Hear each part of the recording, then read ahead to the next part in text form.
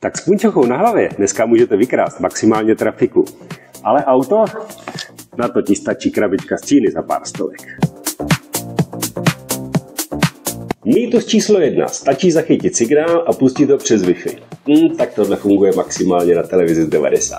Zkusit to na dnešní auto je jako vzít VHS kazetu a čekat, že si pustí Netflix. Moderní klíče mají šifrování a pokaždé nový kód. Něco jako jednorázové heslo do internet bankingu. Když pustíš starý signál, auto ti jen zkáže: hele kámo, tohle už tady bylo. Ale bacha, co fakt funguje, je relay útok.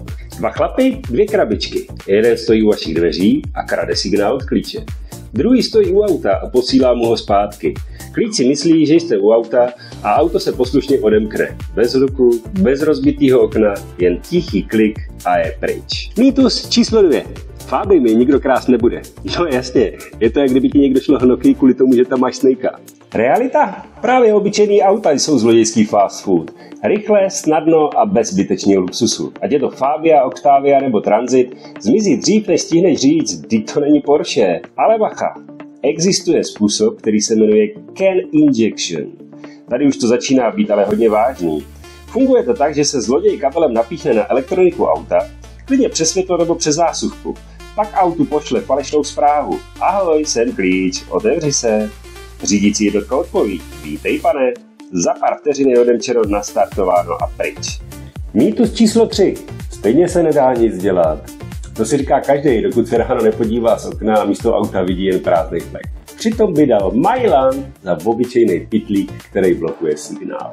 Možnosti ochrany před desperáty ale existují a některé stojí fakt jenom pár korun. Například Faraday obal blokuje signál, stojí pár stovek a ne, ale obal se fakt nepočítá. Nebo úplně obyčejný zámek na volant. Primitivní, ale zloděj ho nenávidí. Pin to drive. Auto nastartuje jen po zadání kódu.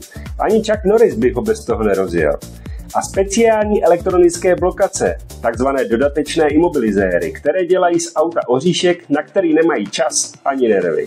Zloději nejsou žádní géniové, nejsou ale taky hloupí. Když ale víte, jak myslí, můžete je přesvědčit, že vaše auto za to fakt nestojí. A to je výhra. A co vy? Máte Faraday obal? Zámek na volant? Napište mě, jak to řešíte vy, ať inspirujeme další a pár aut zůstane tam, kde má.